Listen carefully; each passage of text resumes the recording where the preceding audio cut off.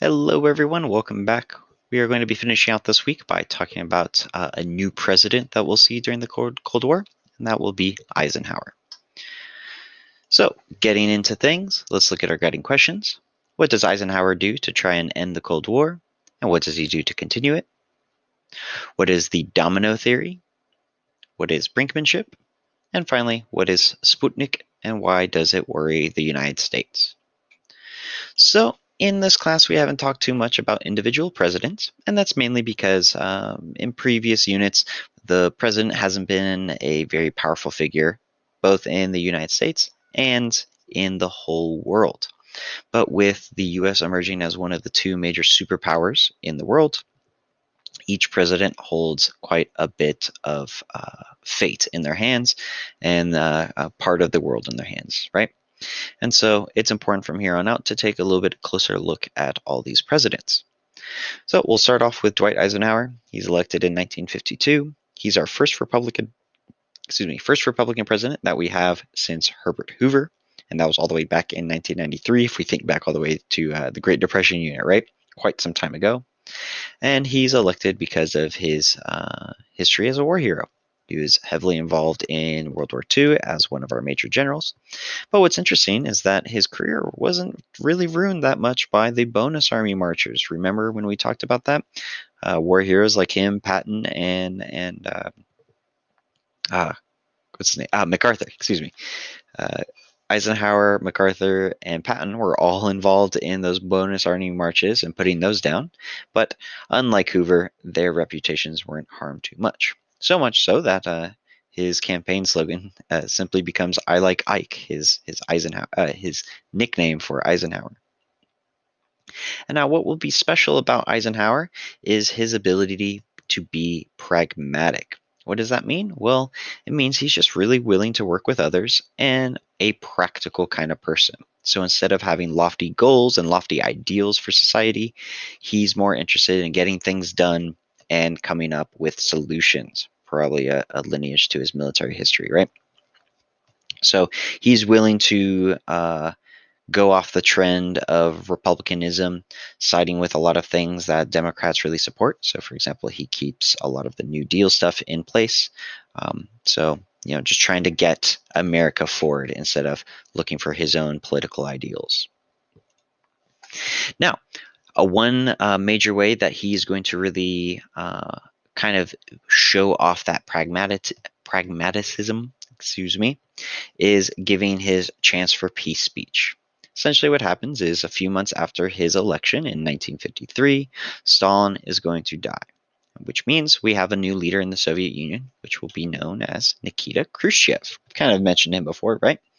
He's going to take power of the USSR. In addition to this change, the United States finally now knows that the USSR has working nuclear bombs, and they'll test their first bomb. Because of these two big changes, many politicians here in the United States are going to argue that we need to get more aggressive with the USSR. But Eisenhower is going to kind of push away his Republican aggressors and give the chance for peace speech, which is a pretty powerful speech, as we have right here.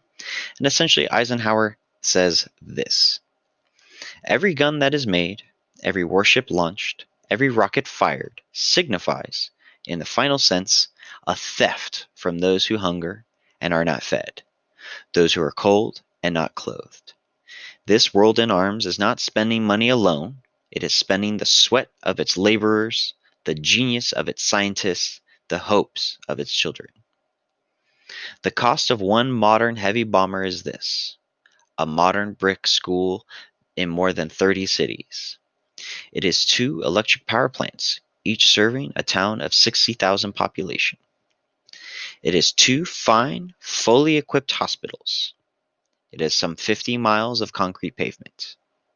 We pay for a single fighter plane with 500,000 bushels of wheat. We pay for a single destroyer with the new homes that could have housed more than 8,000 people. So take a moment, think about that. What do you think Eisenhower is trying to say, and how is he trying to push for a chance at peace, right? Chance for peace.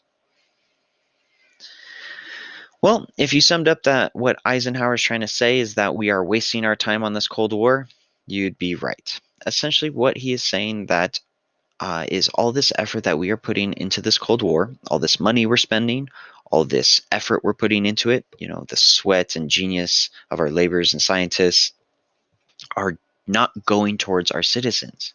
They're going towards fueling this war, right? And it's not just the United States, it's also the USSR. We're both doing this, right? And so instead of spending our tax money and our resources on helping our own citizens, we're pushing for this war, right? So a heavy bomber could have given 30 cities a brand new school, right? And it's not like we just have one bomber in the U.S. Army and the U.S. Air Force. We have hundreds of them, thousands of them. So why should we be spending this money on this war effort when we could be helping our people, right? And that's a pretty powerful statement, especially when you consider that this is an army man himself, a five-star general, and he's willing to look his career in the face, his history in the face, and say that this is a waste of our time, right?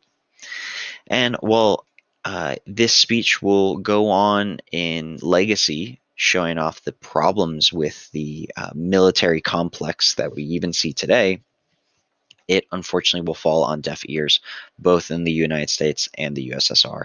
And unfortunately, the war will continue to escalate. Now, a big facet of Eisenhower's administration will be the push of the domino theory. Now, the domino theory had been around through the Truman years as well. However, it wasn't completely stated, and it wasn't as pushed as it was in Eisenhower's time. And essentially, you can think of the domino theory as a natural byproduct of containment, right? If you're trying to contain something, you're going to have to stop that pushing effect that's on the inside, right? And the idea is that pushing effect is going to cause one country to fall, and if one country falls, it will topple others with it, much like dominoes in a line, right? And we can kind of see that illustrated here in this political cartoon. We have the communist countries of Eastern Europe and China pushing over these other dominoes, and it's up to the United States to contain it and stop the fall, right?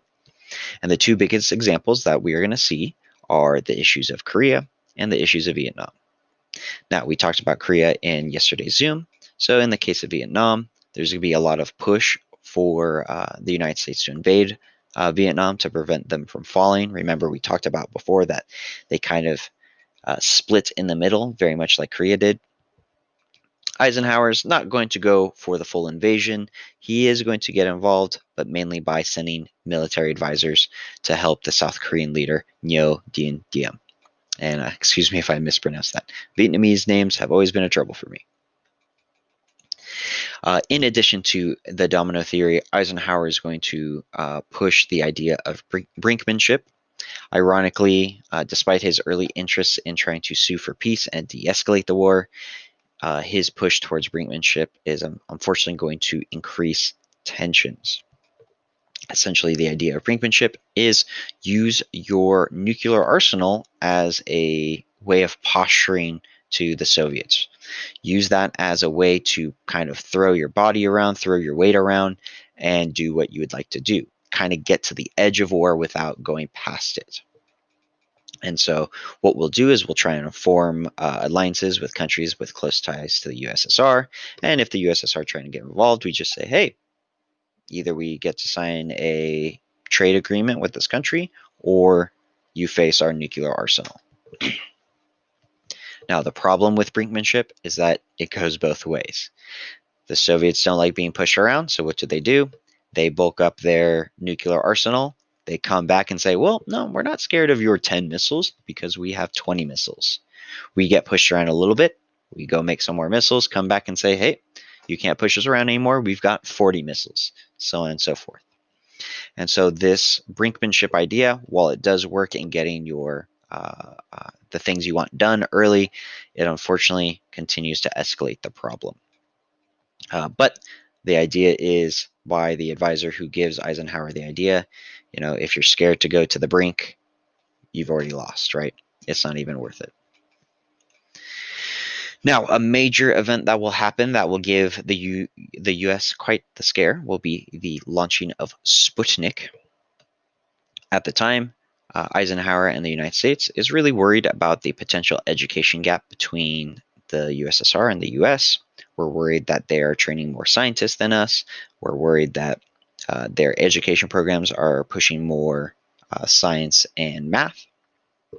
And our fears are going to be confirmed when the Soviets launch the first satellite in human history into space, and that's going to be Sputnik. Now, what does this metal dome really have to make the US worry about? Well, not much itself, but the idea is if they're able to launch a satellite today, they should be able to send a nuclear missile tomorrow, right? So the ability to send things into space is a very powerful tool, especially if you want to shoot something like a nuclear missile to the other side of the planet. In order to compete, Eisenhower is going to create NASA, and there's going to be a huge push towards the math and sciences in education, and a big reason why math and science are very important in classes today really starts with this issue. And because of this creation of NASA and push to compete with Sputnik, we are going to have what we call the space race.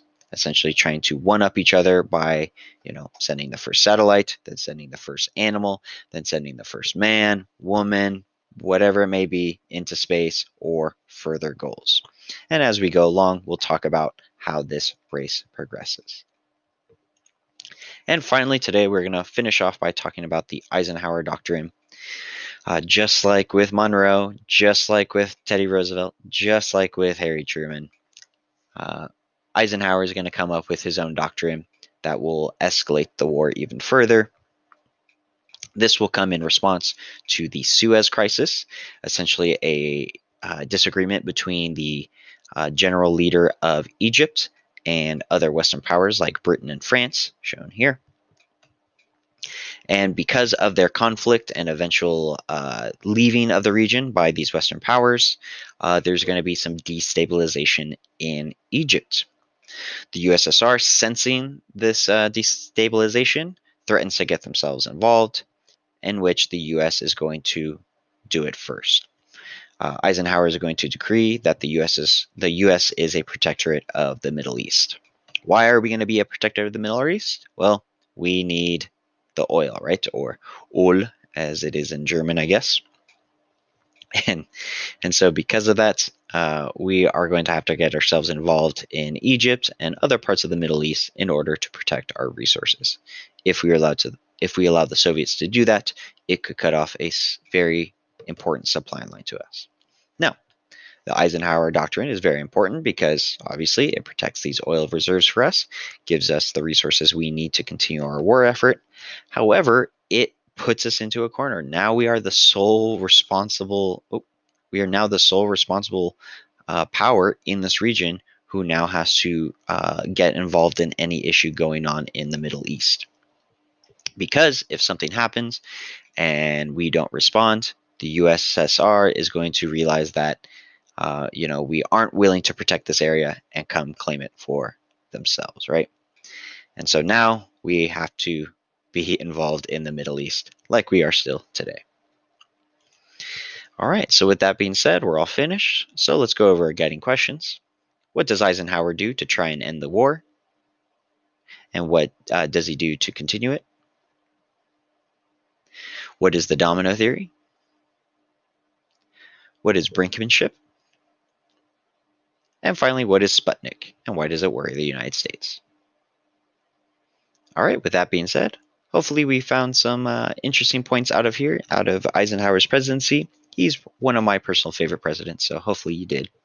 If there's anything else you need to know, if you have any comments, questions, or concerns, go ahead and leave it in this final question box right here. Otherwise, you're all done for the week. Thank you so much, everyone. Take care.